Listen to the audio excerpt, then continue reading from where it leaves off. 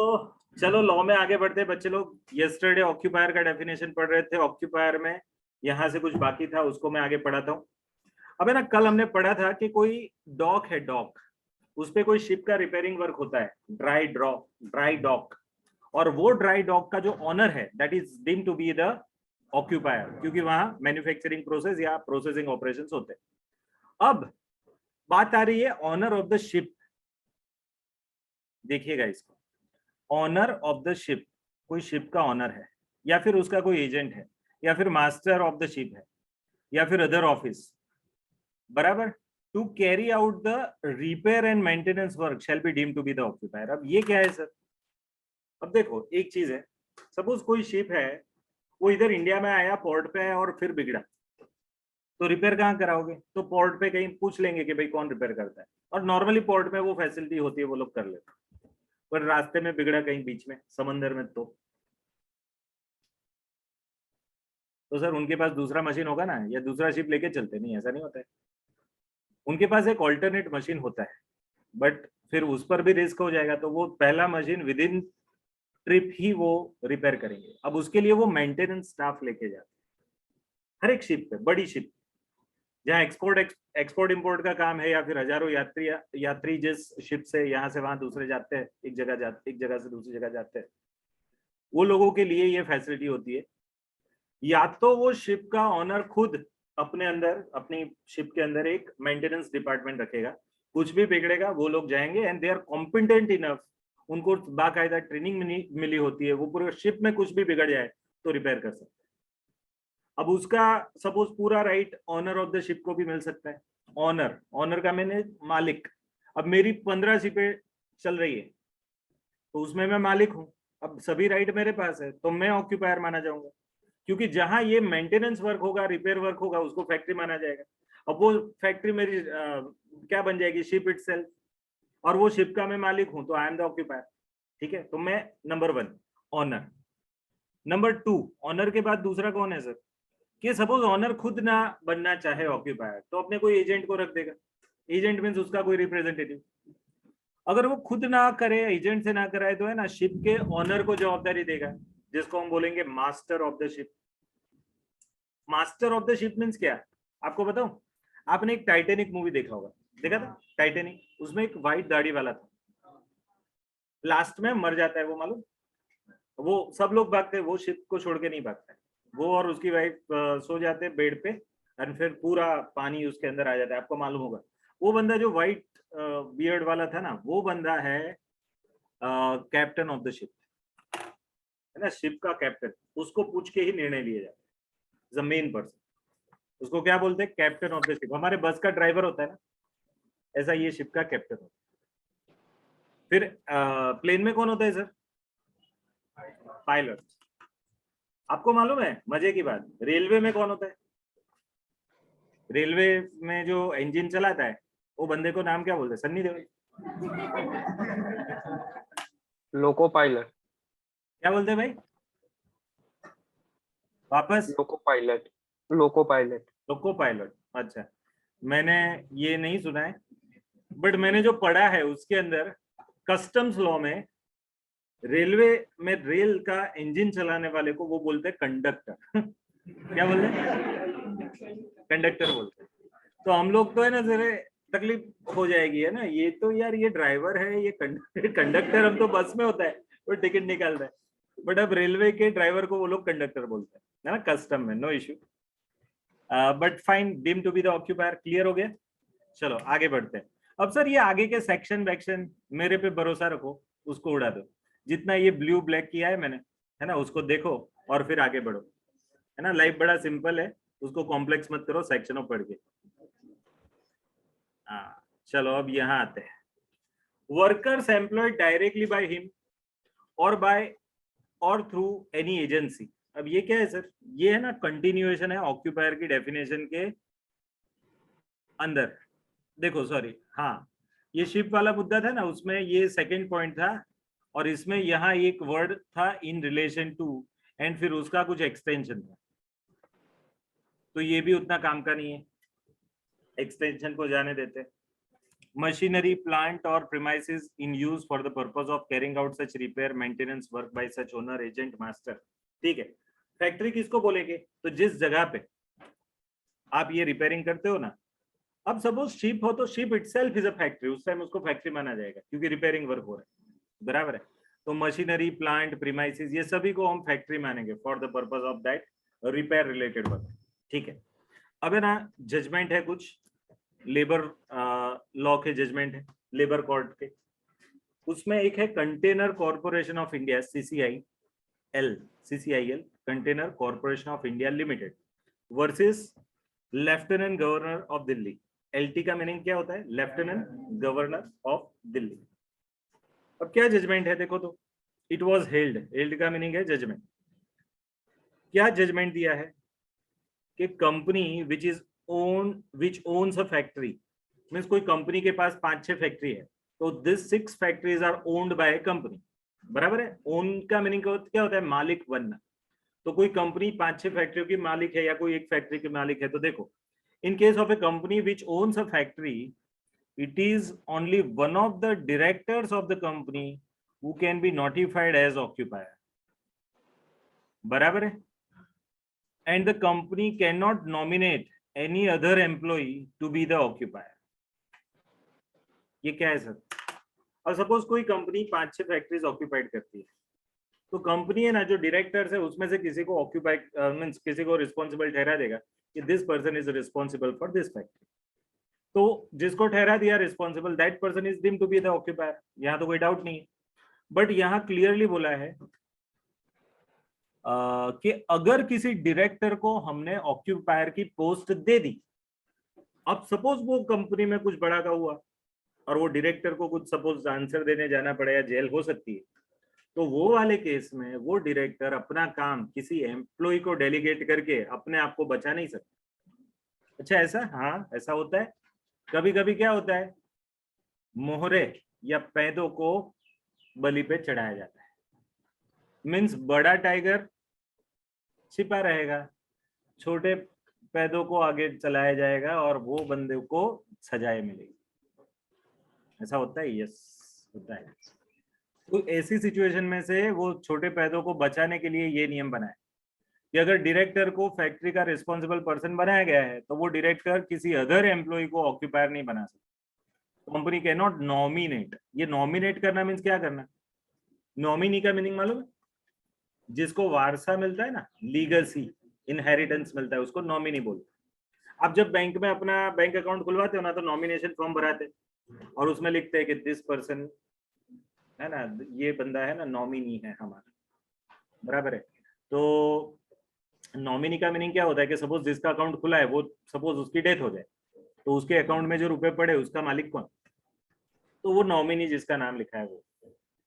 Sir किसी को भी बना सकते हो, मीन्स कल उठ के सपोज मैं अपने नॉमिनी को का नाम सपोज ऐश्वर्या राय रख दूं, चले?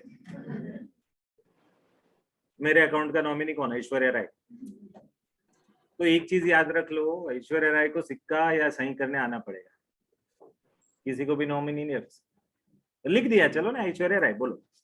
अब वो लेडी को मालूम होना चाहिए कि इन्होंने मेरे को इनहेरिटेंस में दिया है, मीन्स नॉमिनी बनाया है, ठीक है। उसका नॉमिनेशन, जिनका नॉमिनेशन करते हो ना, उसका सिग्नेचर कराते हैं बाकायदा कि भाई ये नॉमिनी है, नॉमिनी का साइन सिग्नेचर लेके आओ, उसका फोटो लेके आओ।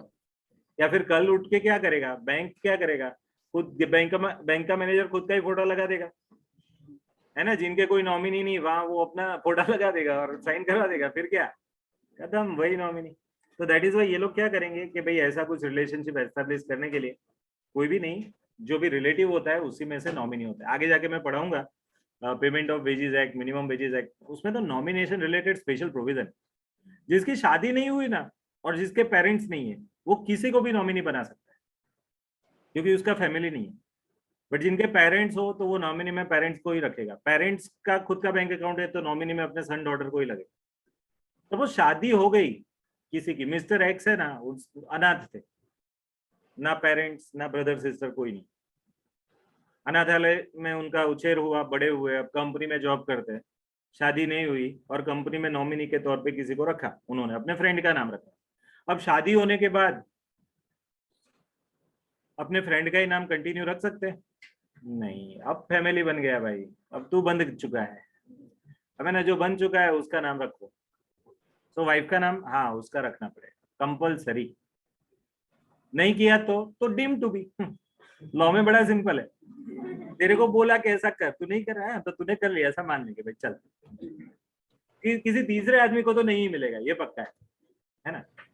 सर किसी ने दे दिया तो उसकी पर्सनल जवाबदारी, उसने अपने पॉकेट में से दिया, ऐसा माना जाएगा? वाह, बारिश आ रही है जोरदार, मजा आ रहा है। आज जाने की जितना करो, है ना। पढ़ो तुम, पढ़ते रहो।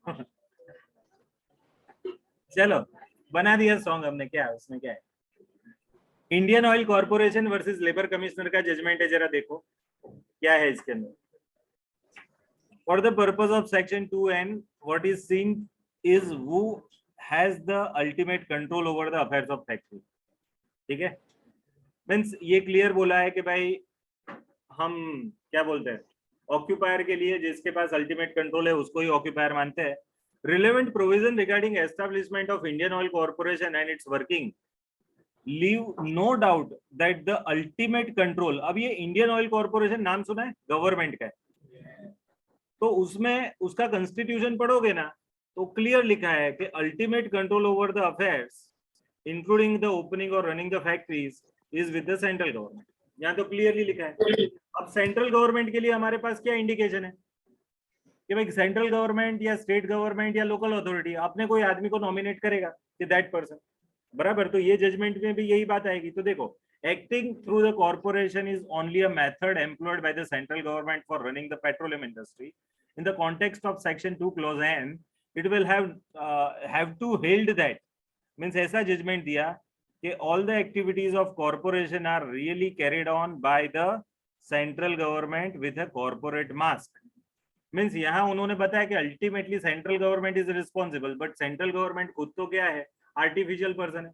अभी पर्सन चलता होगा, आपको इनकम टैक्स में चलाया होगा शायद, या फिर चलेगा कि पर्सन की डेफिनेशन में कौन कौन आएगा भाई, इंडिविजुअल आ सकता है, HUF आ सकता है, LLP आ सकता है, कंपनी आ सकता है, ऐसा गवर्नमेंट भी आ सकता है। Government is also artificial person. अरे भगवान आ सकते हैं,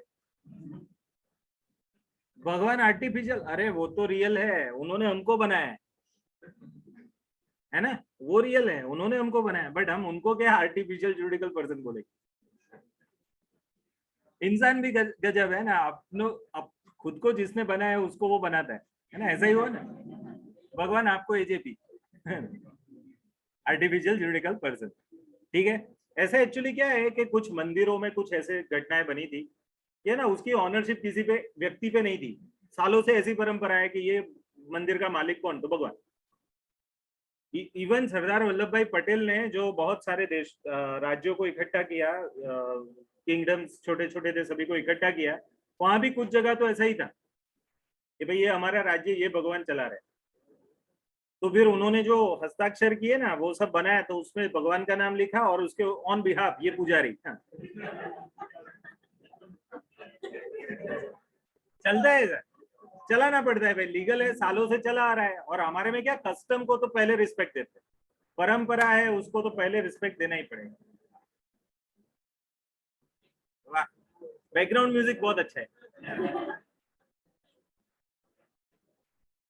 चलो अब सुनो, अब मेरे को सुनो, इसका मत सुनो, मेरा सुनो। नोटिस बाय ऑक्यूपायर, ये क्या है सर? अब सुन लो कि भविष्य में सपोज आप कोई कंपनी के ऑक्यूपायर बनने जा रहे हो, फैक्ट्री के, सॉरी, मीन्स आप कोई प्रोडक्शन डायरेक्टर हो या फाइनेंस डायरेक्टर हो और whatever, but company has employed you as a occupier of certain factory. अब आप सोचो, अब आपको ऑक्यूपायर बनते ही क्या करना है, what is the legal proceeding? Am I audible? Last में सुनाई दे रहे हैं?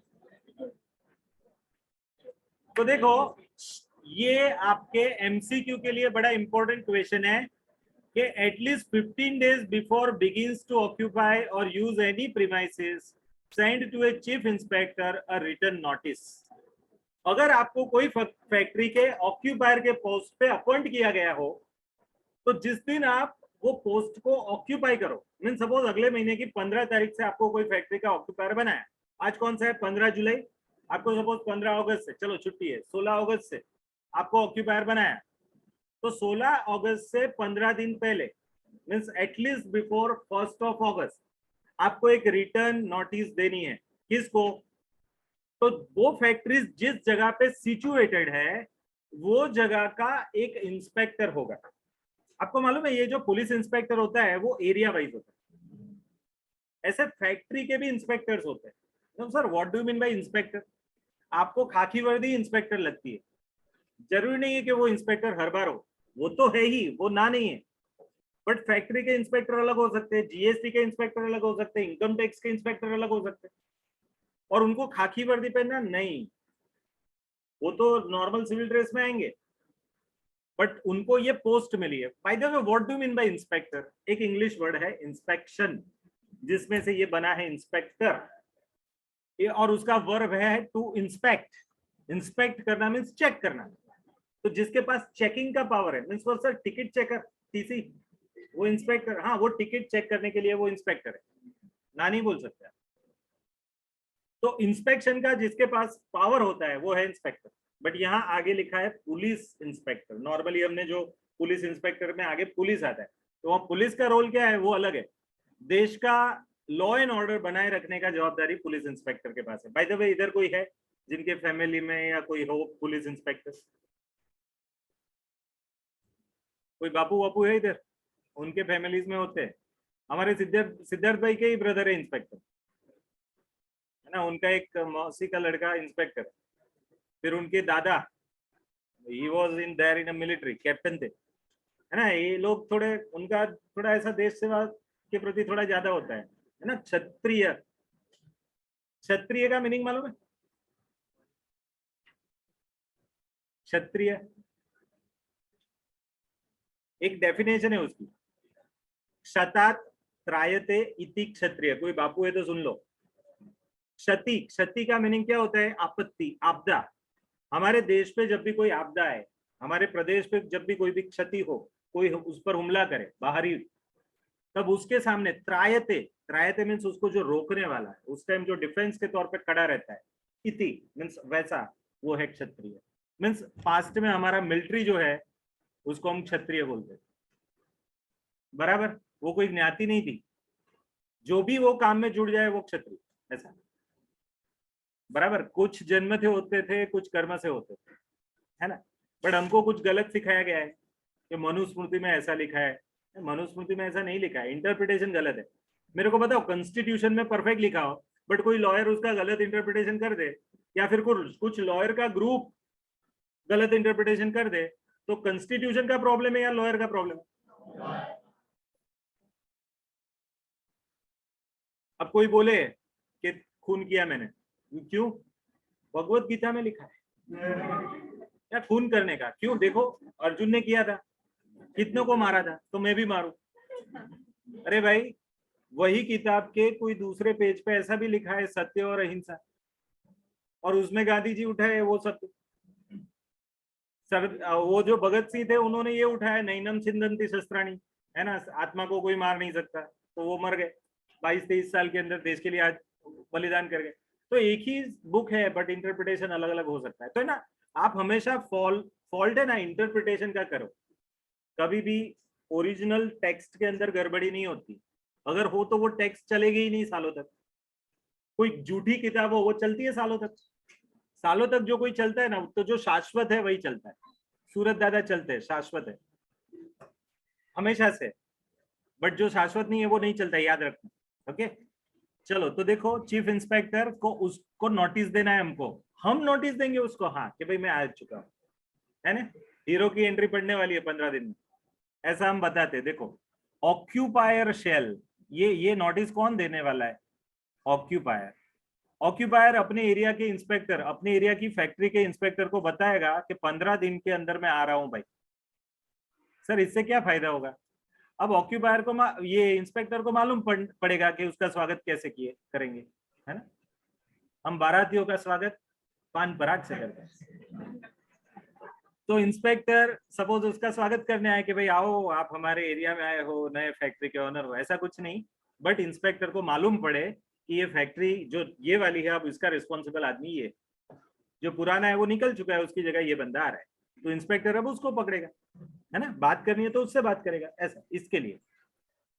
चलो, containing the name and situation of the factory, वही रिटर्न नोटिस में वो क्या लिखेगा कि भाई फैक्ट्री का नाम लिखेगा, फिर उसकी सिचुएशन मीन्स एड्रेस बताएगा, साथ साथ में उसका ऑक्यूपायर कहाँ रहता है उसका नाम और एड्रेस बताएगा, बराबर, और उसकी वो फैक्ट्री के अंदर कौन से मैन्युफैक्चरिंग प्रोसेस होते हैं उसका नेचर बताएगा, वर्कर्स कितने उसकी डिटेल बताएगा। ये सब चीजें आप जब नोटिस भेजते हो तो उसके अंदर आता है।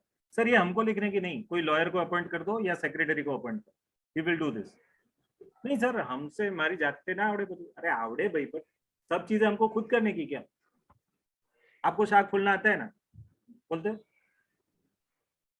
इस्त्री करना आता है, करते हो, कुछ चीजें आपने किसी और को दे दी है क्योंकि you are good at something else. अब मैं पढ़ाने में अच्छा हूं तो मैं इस्त्री क्यों करूं भाई घर पे।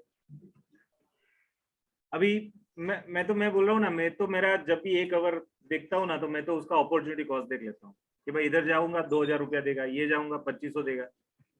अब वो 1 घंटे में मैं इस्त्री करूंगा तो कितने रुपए बचा पाऊंगा, वो बोलो तो, है ना। 10 कपड़े की इस्त्री करूंगा 50 रुपया बचाऊंगा, उससे बेटर 1 घंटे में मैं कुछ और प्रोडक्टिव काम करूँ तो आई कैन अर्न 2000 2500। ऑनलाइन वालों आगे बढ़े। Whenever a new manager is appointed, sir ये कौन है, मैनेजर है। A new manager is appointed. Occupier shall send the inspector a written notice to act as chief inspector of that and a copy thereof within 7 days from the date on which such person takes over the charge. ये क्या होता है sir? अबे ना, suppose मैं occupier हूँ, कोई company ने मेरे को डायरेक्टर के तौर पे ऑक्यूपायर बना दिया कोई कंपनी, बट मैं जा नहीं पाता हूँ उधर फैक्ट्री में हर रोज देखने के लिए, तो क्या I am not able to attend that factory regular, तो उसके कुछ प्रॉब्लम्स है, मेरे को समझ में नहीं आ रहा, तो मैं क्या करूंगा कि भाई मेरी अनअवेलेबिलिटी की वजह से मैं किसी मैनेजर को रख दूंगा। तो देखना नॉर्मली हर एक फैक्ट्री में एक मैनेजर होता है, और वो बंदा manager means what, the person who is managing that factory. तो अल्टीमेट कंट्रोल और अफेयर सब नाउ शिफ्ट हो जाएंगे किसके पास, मैनेजर के पास। तो मैं तो ऑक्यूपायर हूँ, बट अब मैंने किसी को मैनेजर के तौर पे अपॉइंट किया, तो वो बंदा अब क्या करेगा, वो काम करेगा, बट ये बंदा मेरे बिहाफ पे काम करता है ऐसा मेरे को इंस्पेक्टर को लिख के देना पड़ेगा। तो देखो 7 दिन के अंदर हम नए मैनेजर को जिसको अपॉइंट किया है उसके 7 दिनों के अंदर within 7 days from the date on which such person takes over the charge। अब देखो मेरे को आना है उससे पहले, उसके 15 दिन पहले बोलना है, जबकि मैनेजर आ जाने के बाद 1 वीक के बाद मेरे को बोलना है। समझ में आ रहा है फर्क है? पहले में क्या, मैं आऊं उससे पहले 15 डेज बिफोर, ये शब्द को पकड़ो, बिफोर है, और यहाँ क्या है, फ्रॉम है। तो फर्क क्या है सर? वहां आप आओ उससे 15 दिन पहले बता देना कि हम आने वाले, मैनेजर को लाओ उसके 7 डेज के बाद बताना है कि हम इसको लाए हैं, अब मुर्गा रेडी है ना, अब इसको हलाल करना आप, क्यों कि अब उसकी जवाबदारी। मैनेजर को मैं अपॉइंट कर रहा हूं, मीन्स अब क्या हो रहा है कि मेरी जगह वो देखेगा, और जो देखेगा वो deem to be the occupier. Occupier का डेफिनेशन ही क्या है, the person who is having ultimate affairs, having the control of ultimate affairs of the factory, है ना। तो अब मैनेजर, ठीक है। अब चलो ड्यूटीज ऑफ ऑक्यूपायर, ऑक्यूपायर का जवाबदारी क्या है, तो भाई एक लाइन में बताऊं तो ये है, जो फैक्ट्रीज एक्ट के पर्पज है ना उसको देखना है उसको, क्या, ही शैल इंश्योर, क्या इंश्योर करेगा, हेल्थ, सेफ्टी एंड वेलफेयर, बस हो गया।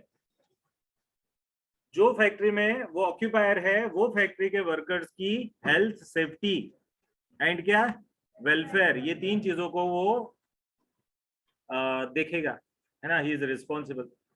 तो it is the duty of that occupier, या फिर responsibility of the, sorry duty of the occupier. अब रिस्पॉन्सिबिलिटी देखो सर, वैसे ड्यूटी एंड रिस्पॉन्सिबिलिटी तो सेम ही होती है ना, हाँ, बट यहाँ ड्यूटी है ना वो जनरल वर्ड में लिखा है, एंड रिस्पॉन्सिबिलिटी शब्द स्पेसिफिक तौर पे लिखा है। अब देखो रिस्पॉन्सिबिलिटी ऑफ द ऑक्यूपायर, तो उसके अंदर उन्होंने लिखा है कि he has to follow this procedure. क्या है उसकी जवाबदारी में आता है भाई, उसकी रिस्पॉन्सिबिलिटी में क्या आता है देखो। तो पहले तो he has to lay down a detailed policy for health and safety. Means company के अंदर काम करने वाले वर्कर्स की हेल्थ एंड सेफ्टी के लिए एक अच्छी पॉलिसी बनाओ। सर ये पॉलिसी बनाना मीन्स क्या, सपोज मेरी कंपनी में ऐसा काम होता है जिसमें बहुत ज्यादा धूल जनरेट होती है, डस्ट, या फिर मेरी कंपनी ऐसी है कि वहां बहुत ज्यादा फ्यूम जनरेट होती है। फ्यूम का मीनिंग क्या होता है, गर्म ज्वाला, है ना, वो तणखा नहीं बात नहीं, दैट इज डिफरेंट। ज्वाला है ना, फ्यूम वो नहीं गैस से आता है ऐसा। वो जब भी आप वो क्या बोलते हो, गैस से आप वो लोहा कट करते हो ना, उसको क्या बोलते हैं, वेल्डिंग, वेल्डिंग का काम, या बट वो जो भी है उससे फ्यूम जनरेट होती है, दूर तक जाएगी, बराबर। तो ऐसा कोई भी फैक्ट्री के अंदर ऐसा कुछ भी काम हो रहा हो जिससे धूल मिट्टी जनरेट हो, फ्यूम जनरेट हो, डस्ट जनरेट हो, कुछ भी, अब उससे वर्कर को एडवर्स इंपैक्ट हो सकता है, ऐसा हो तो फिर वहां उसको कुछ पॉलिसी बनानी। अब सपोज कोई फैक्ट्री है जिसमें अब आग लग सकती है, तो उनको ये फायर एक्सटिंग्विशर रखने पड़ेंगे, उसकी पॉलिसी बनानी पड़ेगी कि भाई कितने डिस्टेंस पर हम फायर एक्सटिंग्विशर रखें, कितने लोगों के बीच में कितनी जगह रखें, वगैरह वगैरह, बराबर। तो आपको डिटेल पॉलिसी बनानी है, पहली जवाबदारी। दूसरी क्या, to disclose the all information regarding dangers and the measure to overcome the dangers. पहले तो डेंजर कितना है फैक्ट्री के अंदर वो बताओ। फैक्ट्री के अंदर डेंजर का मीनिंग क्या होता है कि रिस्क कहाँ कहाँ है, कौन से प्रोडक्शन प्रोसेस में रिस्क है वो आप बताओ। एंड दूसरा क्या है कि उस मेजर्स, मेजर्स का मीनिंग क्या होता है, स्टेप्स। मेजर का मीनिंग क्या होता है, स्टेप्स। कौन सा step, to overcome such hazard. अब ओवरकम करना मीन्स क्या करना, सपोज रिस्क तो है बट रिस्क को हम कैसे ओवरकम करेंगे, कैसे दूर करेंगे। उदाहरण के तौर पे सपोज यहाँ शॉर्ट सर्किट हो सकता है बट ये फायर एक्सटिंग्विशर रखा है, तो अब ये रिस्क को हम क्या दूर कर सकते हैं, आर यू गेटिंग। फिर दूसरा कोई, तो ऐसे बहुत सारे अलग अलग रिस्क के लिए अलग अलग चीजें हैं, बराबर है। फिर आगे देखो, अब हैजार्ड्स एक शब्द आया इधर नया, क्या शब्द आया, हैजार्ड। ये हैजार्ड किसको बोलते हैं, कोई लिजर्ड समझता है, लिजर्ड गरोड़ी नहीं है, हैजार्ड है, हैजार्ड। तो हैजार्ड का मीनिंग क्या है सर, हैजार्ड का मीनिंग आपको डिफाइन करके दिया है, देखो।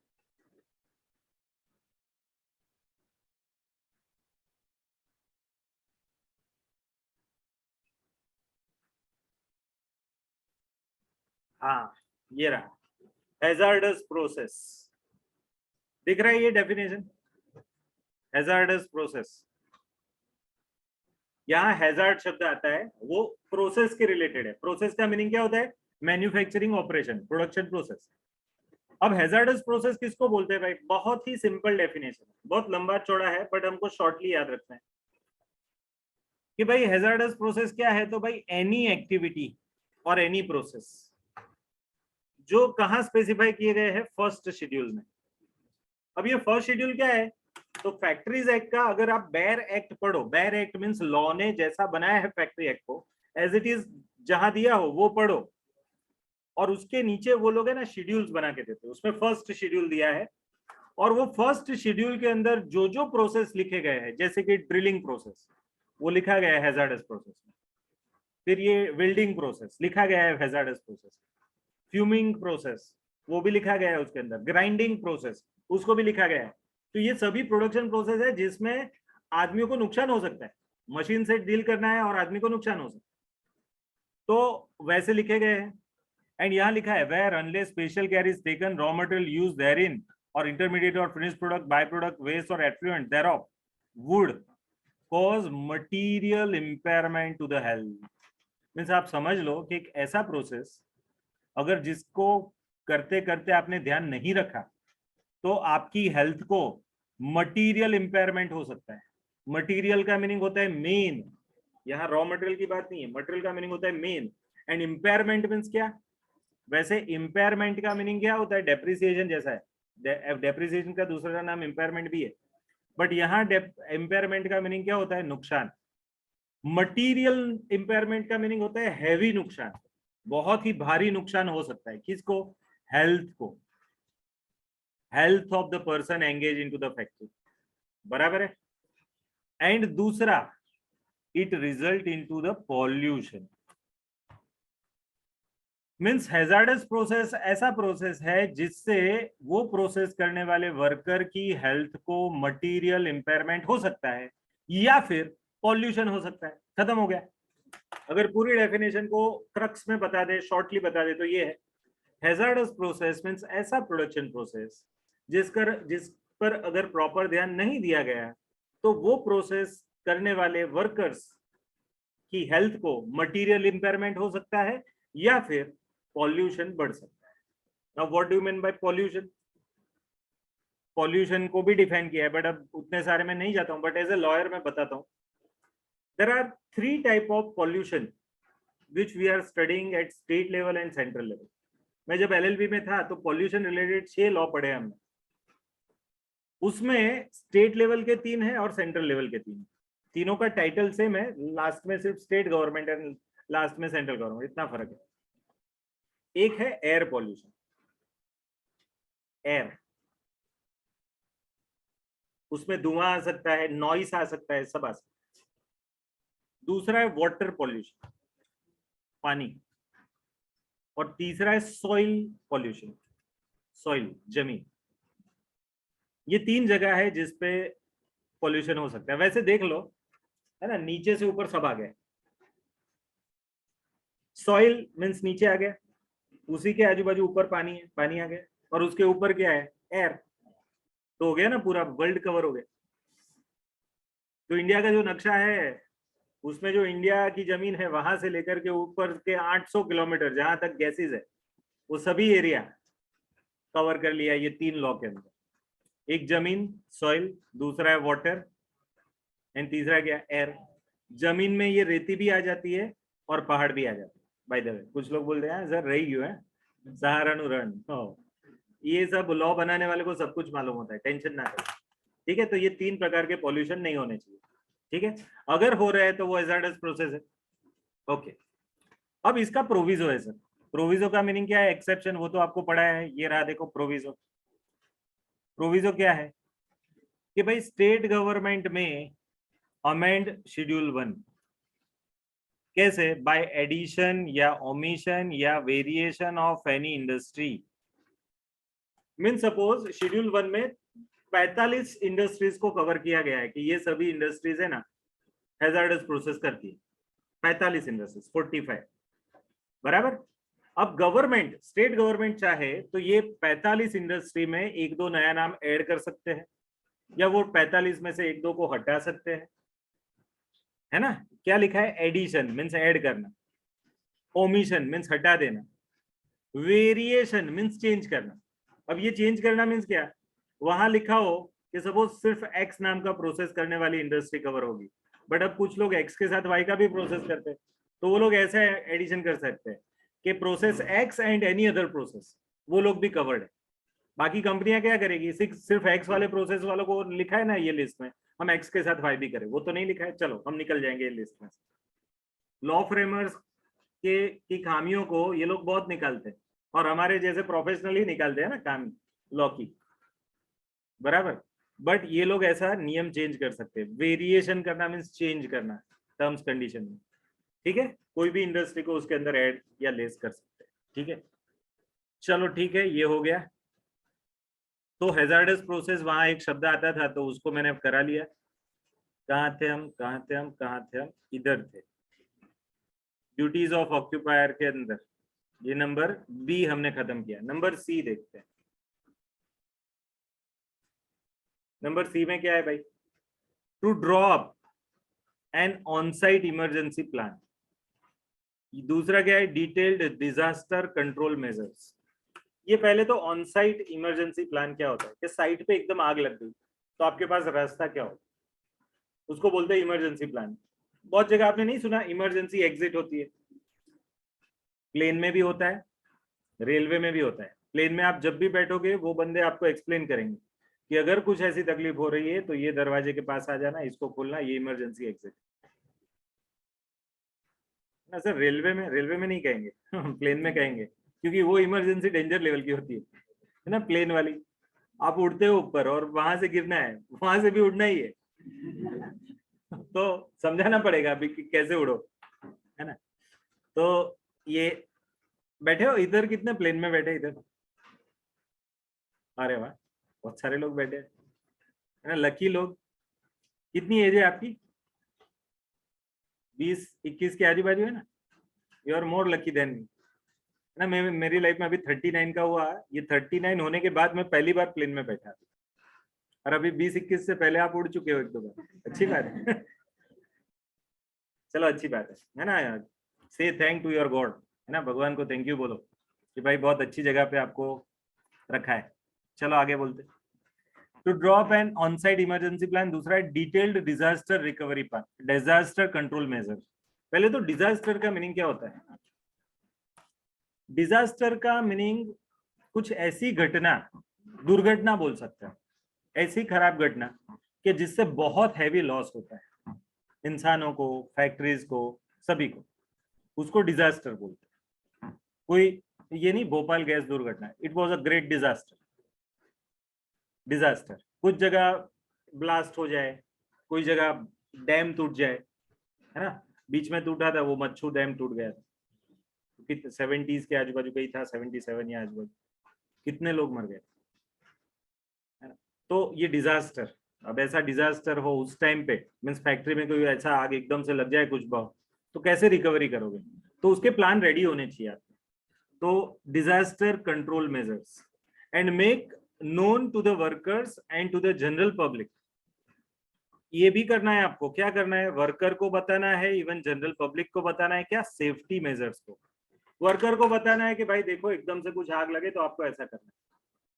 फिर दूसरा क्या, जनरल पब्लिक को भी बताना है कि भाई इधर कुछ आग लग जाए तो ऐसा करो, है ना। उधर आपको नॉर्मली बताते हैं लोग कि आग लगे ना तो हमेशा, सपोज कोई प्रीमाइसिस में आग लगे तो आप नीचे बैठ जाओ। रीजन क्या, धुआं है ना ऊपर जाता है, और आप सपोज खड़े रहोगे, मेरी 5 फीट 8 इंच हाइट है, तो मेरे को 5 फीट के ऊपर अगर धुआं होगा तो मेरे नाक में जाएगा सीधा। बट 5 फीट के नीचे, अब धुआं का नेचर ये ऊपर जाता है, तो मैं अगर नीचे बैठ जाऊं ना तो वो धुआं मेरे नाक में जाने के चांसेस थोड़े कम है, कंपेयर कि मैं खड़ा रहूं। तो ये सिखाना पड़ेगा आपको।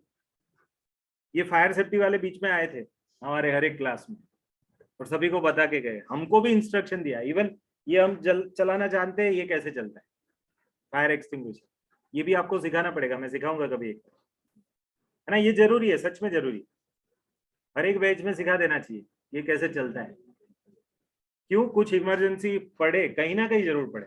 आप इतने लोग हैं, 50-60 लोग बैठे हो, सभी लोग सपोज ट्रेन होके जाओगे, कोई जगह कहाँ जरूरत पड़ी, आप जहाँ बैठे हो वहां कहीं आजू बाजू में आग लगी, तो मालूम होगा तो कुछ कर पाओगे, मालूम ही नहीं तो क्या, you will be the victim. ठीक है, तो सीख के बैठो बराबर। चलो, safety measures to be taken in the event of accident. तो आपको क्या एक्सीडेंट वगैरह हो तो आपको कौन से सेफ्टी मेजर्स ध्यान में रखने हैं? बच्चों ये जानना बहुत जरूरी है। मैं बताऊं, एक बहुत करुण घटना हुई थी। एक कपल था, वो गया था इधर आजवा गार्डन, और वहां वो नहीं स्पॉट एक्टिविटी होती है, चक दौड़ या ऐसा कुछ था, कोई एक्टिविटी में एक अंकल थे, गिर गए बिकॉज ऑफ एन एक्सीडेंट, उनको सर पे लगा। अब हॉस्पिटल में ही ले जाना पड़ा, क्रिटिकल था, तो उनकी वाइफ के गोदी में सर उनका रखा, गाड़ी में बैठ के ले गए सर, हॉस्पिटल पहुंचे, आधे घंटे में मर गए। अब है ना, डॉक्टर ने क्या बताया मालूम?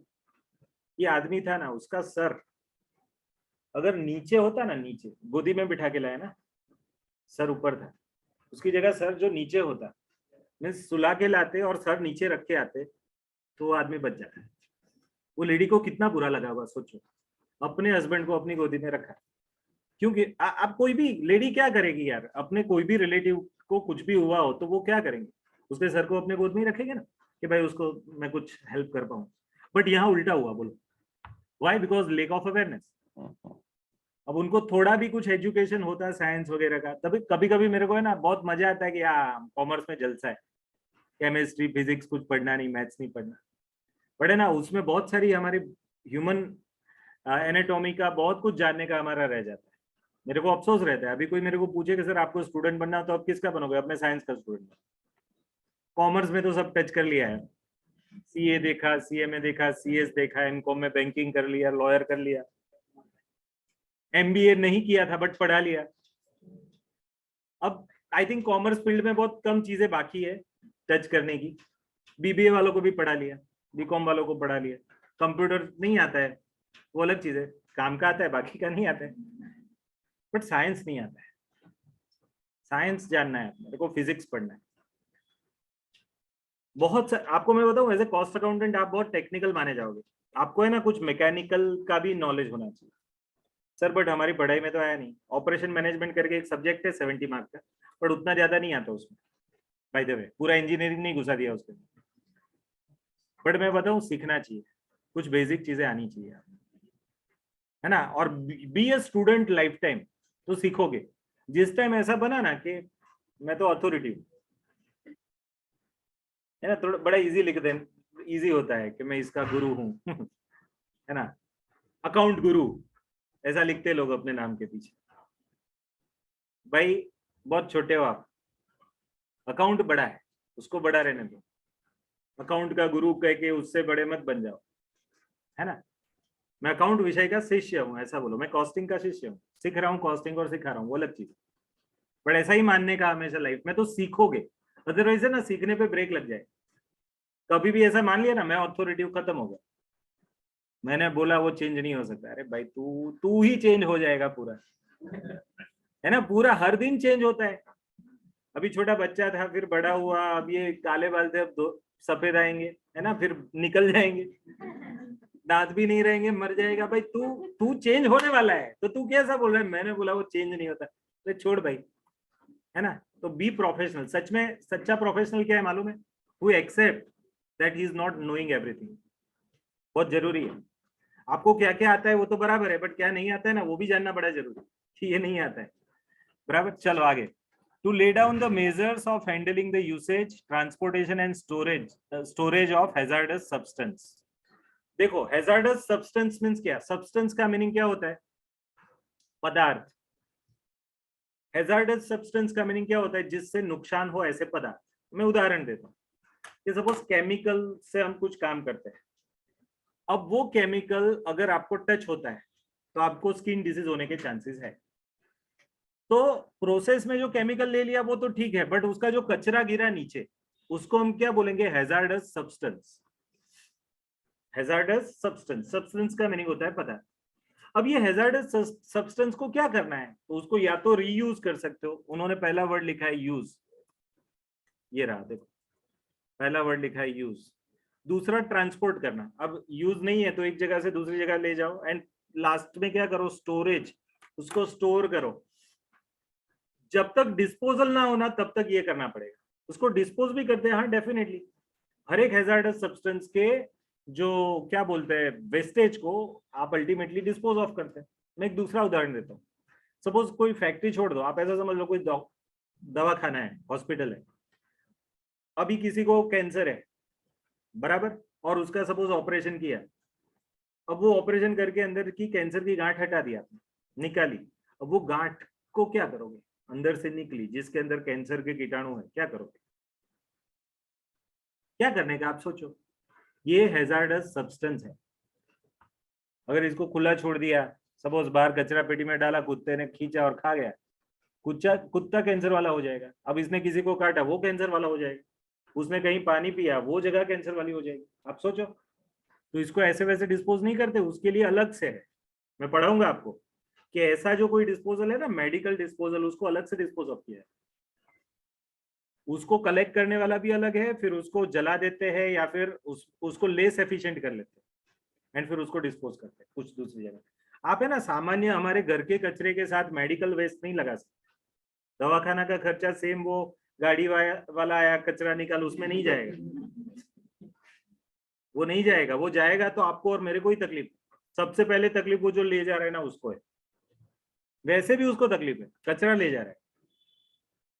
सोचो उसकी इम्यूनिटी कितनी स्ट्रांग चाहिए कि कचरे में पूरे दिन खड़ा रहता है फिर भी हेल्थ उसका बिगड़ता नहीं है। We should respect that person. आपको उठा के ले जाए, है ना, उठा के ले जाए मीन्स थोड़ा समझो, रिक्शा में ले जाए, बस में ले जाए, कार में ले जाए, ये सब लोगों को उतना रिस्क नहीं है। जो आदमी आपके घर का कचरा उठा के ले जाता है ना, उसको ज्यादा रिस्क है। क्यों? क्योंकि कचरे से हेल्थ बिगड़ सकती है ना, तो उन लोगों को रिस्पेक्ट दो। चलो आगे। तो देखो, आपको एक मेजर्स का मीनिंग क्या होता है? स्टेप्स लेने। स्टेप्स किसके रिलेटेड? तो ऐसे कचरे का यूज करना, ट्रांसपोर्ट करना, स्टोरेज करना। कहाँ? तो इनसाइड द फैक्ट्री, फैक्ट्री के अंदर। एंड लास्ट में क्या करना? Ultimately disposal. डिस्पोजल मीन्स उसका नाश करना, बराबर। कहाँ? तो आउटसाइड द फैक्ट्री। फैक्ट्री के अंदर ही नाश करोगे? नहीं भाई, फैक्ट्री के बाहर बिगड़ी हुई चीज फैक्ट्री के अंदर उसको नाश करोगे नहीं। एंड दूसरा क्या? पब्लिकाइज देम। उसको पब्लिकाइज नहीं करना चाहिए। पब्लिक मीन्स पब्लिक जगह पे। आजकल नहीं वो चला है, फैक्ट्री में से कोई भी केमिकल वाला पानी निकाल देता है कहीं भी। आप जाओ, ये गंगा नदी, यमुना नदी, वो सबको कितना वेस्ट किया है, देखो तो सही। सभी फैक्ट्री के बुंगड़े उधर ही निकलते। बुंगड़े इन द सेंस वो वेस्ट डिस्पोजल, जो भी कचरा, केमिकल वाला पानी वगैरह निकलता है, बकवास है। ठीक है, चलो। अब 41C, तो यहाँ ये ऑक्यूपायर का काम अब खत्म होता है शायद। हाँ, ऑक्यूपायर का काम अब, ये लास्ट सेक्शन है खत्म। देखो 41C के occupier is having a specific responsibility, किसके related? Of hazardous process, and he has to maintain the health record of the employees. Employ के हेल्थ रिकॉर्ड मेंटेन करना है, ऐसा। हाँ, बहुत सारी फैक्ट्रीज में जहां हैजार्डस प्रोसेस है ना, आप देखना उनके एम्प्लॉय का एनुअल वो लोग ही रिपोर्टिंग कराएंगे, रिपोर्ट कराएंगे हेल्थ का, और देखेंगे कि उनका हेल्थ बिगड़ा है कि नहीं बिगड़ा है। They appoint the experience person who possess specified qualification in handling hazardous substance. वो ऐसे लोगों को अपॉइंट करेंगे जो इसमें एजुकेटेड है, किसके बारे में? How to dispose this hazardous substance. और उनको अपॉइंट करेंगे, और उनके थ्रू ये हैजार्डस सब्सटेंस को वो क्या करेंगे? दूर करेंगे। ठीक है, तो ये था आपका आज का